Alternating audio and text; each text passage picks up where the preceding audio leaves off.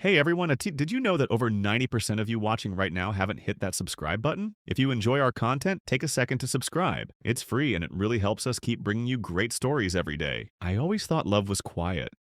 Not the kind that screamed over candlelit dinners or posted filtered photos with poetic captions, but the kind that stood steady in the background. Routine, reliable, and real. That's how I loved Natalie. Quietly. With my whole being. We met in college back when she was all fire and ambition. She wore her dreams like armor, her eyes constantly fixed on the horizon. I was the quieter one, reserved, methodical, some might even say predictable. But she said that was what grounded her. She used to tell me that I was her calm in the chaos.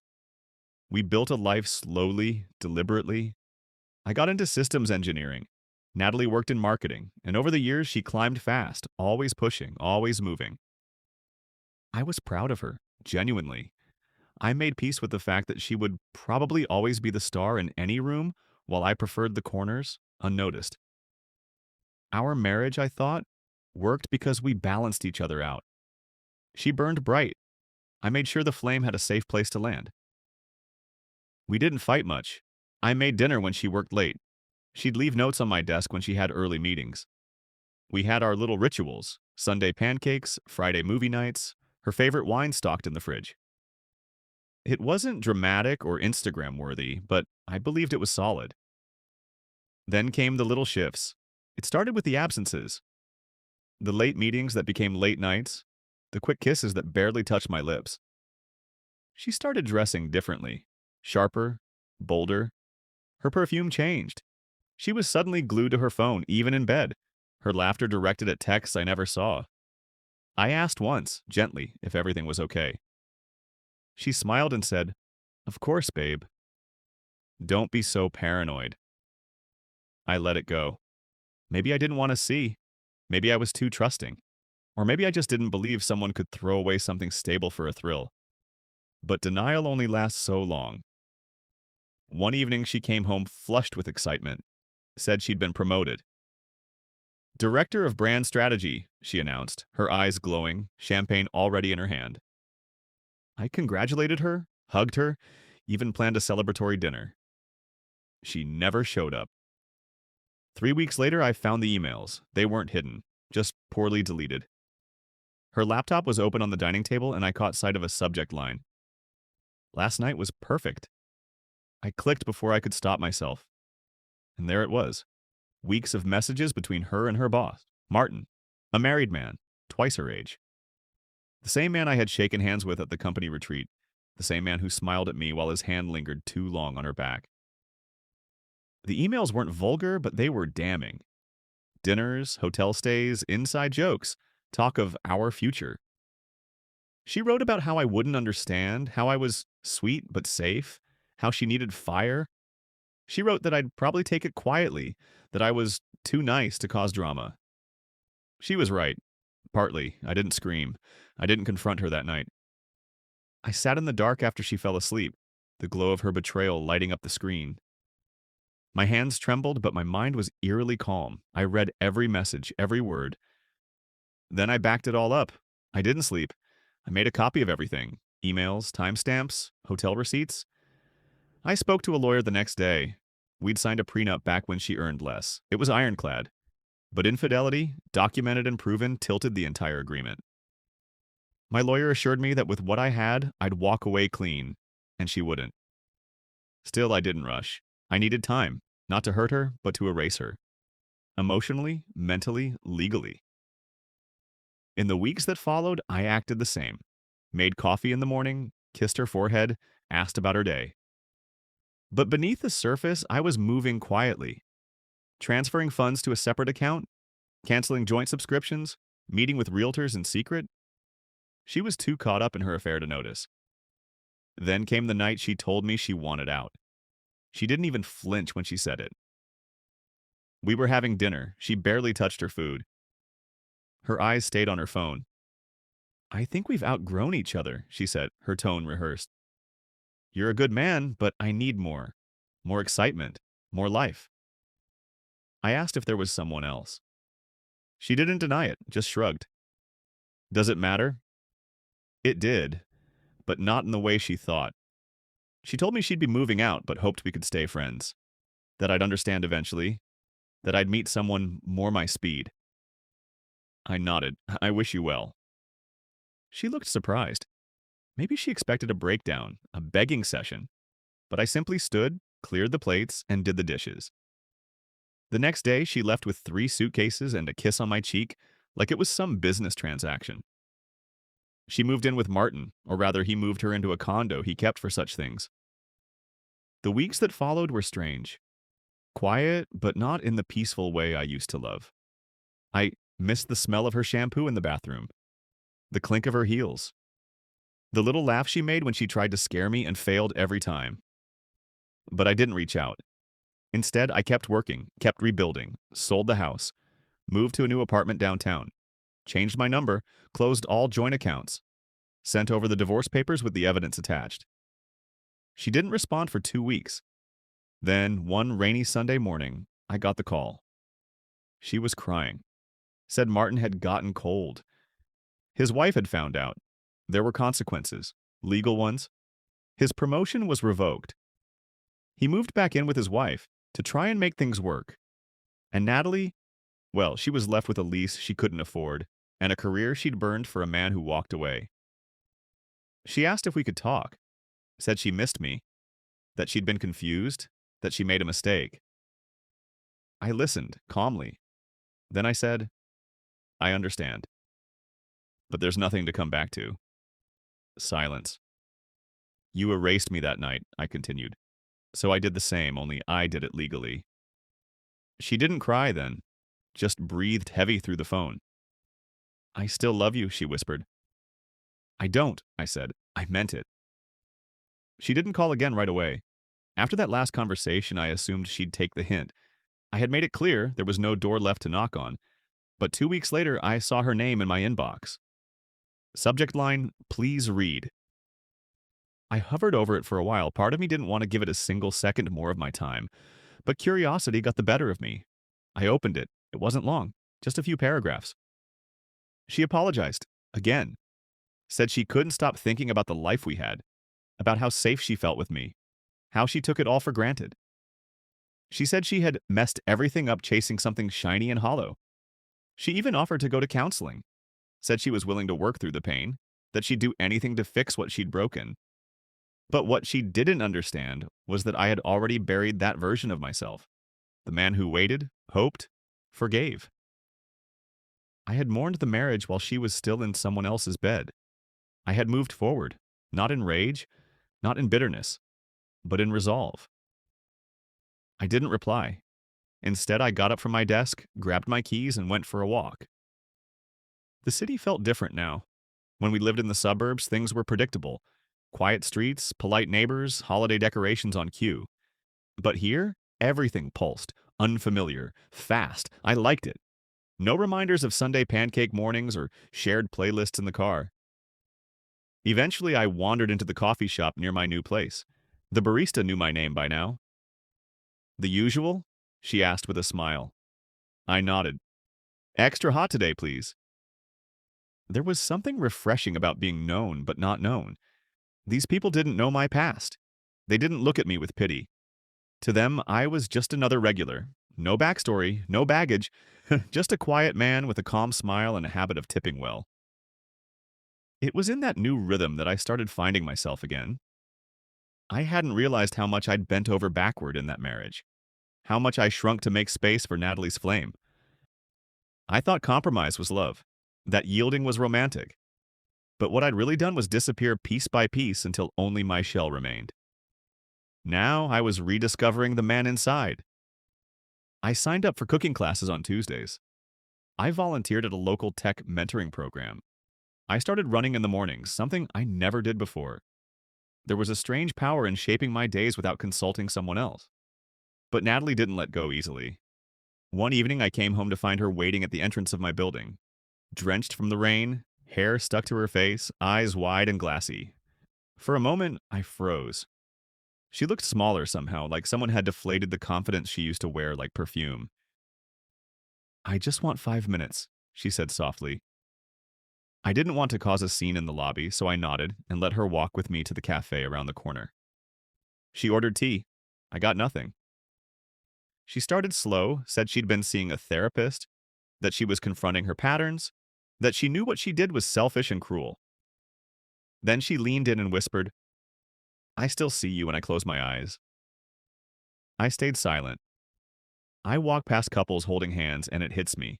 I had that. I had more than that. And I traded it for something fake. I finally spoke. You didn't just trade it, you burned it. She swallowed hard. I know. I stood up, not angrily, just done. I hope you heal, Natalie. I really do, but my peace doesn't include you anymore.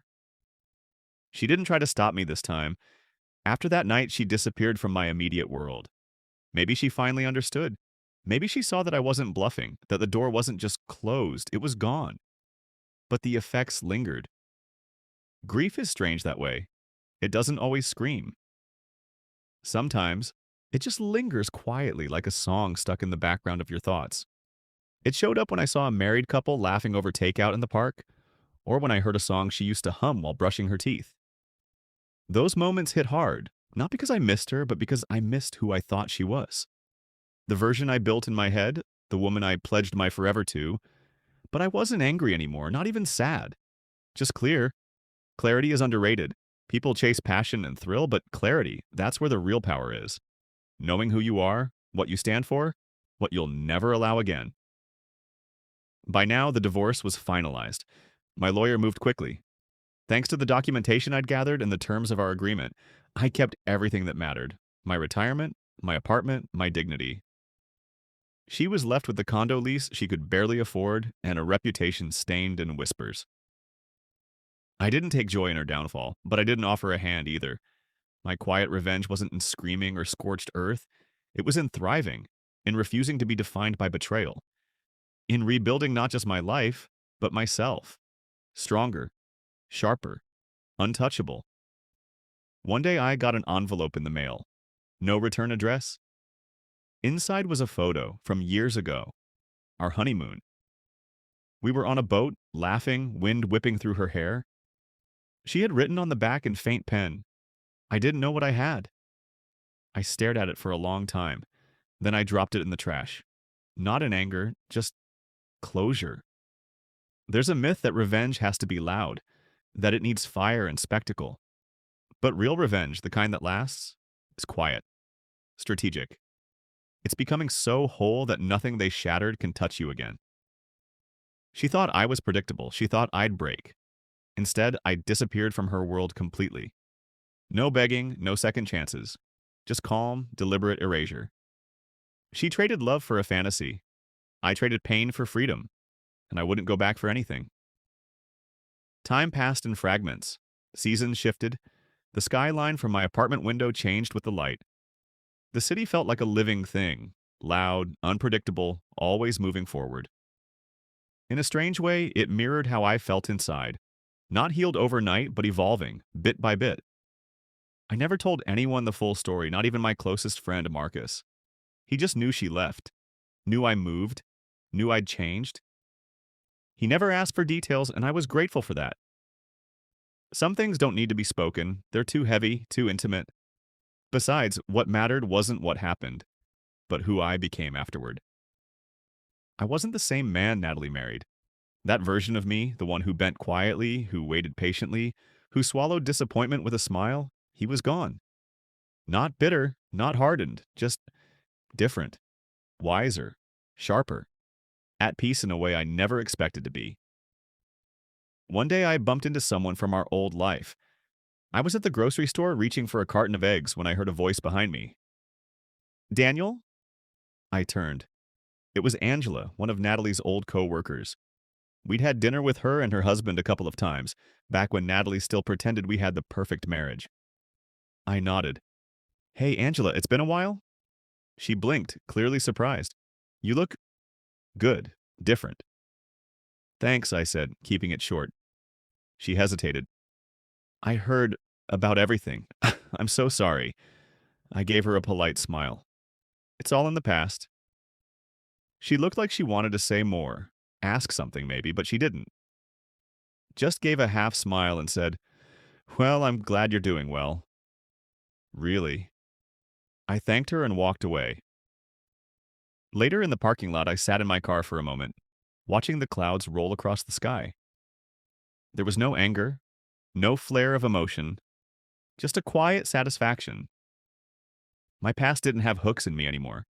Even when it stared me in the face, it couldn't drag me back. I didn't need to be seen. I didn't need anyone to know how deeply I had been hurt or how meticulously I had rebuilt myself. That was the beauty of healing in silence. It's yours alone. No applause, no audience, just the soft truth that you survived. And then, out of the blue, she came back one last time. It was a Sunday morning. I was reading by the window, coffee in hand, when the doorbell rang. I rarely had visitors. My first thought was a delivery. But when I opened the door, there she was. Natalie. Not the polished, high-powered version I remembered. She looked worn, not disheveled, but dulled, like a painting left too long in the sun. She gave me a small smile. "Hi." I stepped aside, not inviting her in, just allowing the space between us to speak. She held out a folder. "I wanted to give you this. It's everything I owed you, the rest of the paperwork. I also signed over the rights to the shared royalties. It's only fair." I took it, silent. She glanced around, eyes lingering on the apartment interior behind me. "You redecorated." "I moved," I said simply. She nodded. "It suits you." There was a pause. "I just wanted to say thank you," she said finally.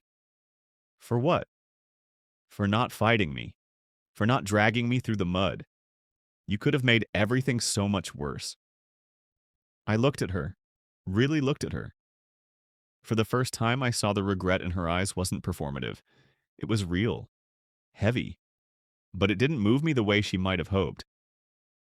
I didn't feel the need to forgive or rescue or comfort her. I had become someone who didn't need her apology to move on. "I didn't fight," I said, "because you weren't worth the fight." That stunned her, not cruelly, but with clarity. "I'm sorry," she said again, voice cracking. "I know. Will you ever forgive me?" I considered that. "I don't carry it anymore, Natalie. That's the closest thing to forgiveness I can offer." She nodded, eyes glistening. "You always were the better one." "No," I said gently. "I just stopped needing to be loved by someone who couldn't see me." She opened her mouth to say something, but I was already closing the door. Not with anger, just finality. After that, she was gone. For good, I think. And for the first time in years, I felt something I hadn't felt since long before the betrayal. Lightness. Not just relief, but joy. Joy in the quiet mornings, in making omelets while jazz played from the kitchen speaker, in reading books cover to cover without distraction, in choosing myself every single day. I didn't date for a long while, not out of fear, but because I wanted to know myself again, without someone else's influence.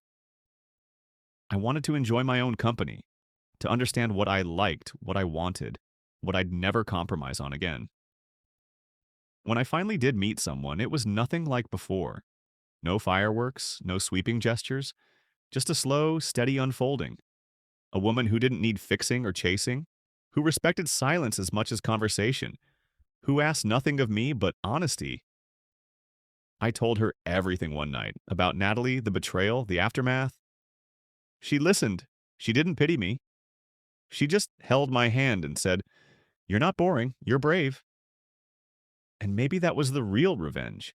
Not in watching Natalie's life fall apart, not in denying her a second chance, but in becoming someone she would never recognize, someone she couldn't touch, someone whole. She once said I was predictable, but she never saw the storm I could be.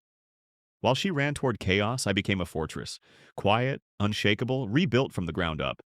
And in the end, the life she abandoned became the life I reimagined. Better, stronger, mine.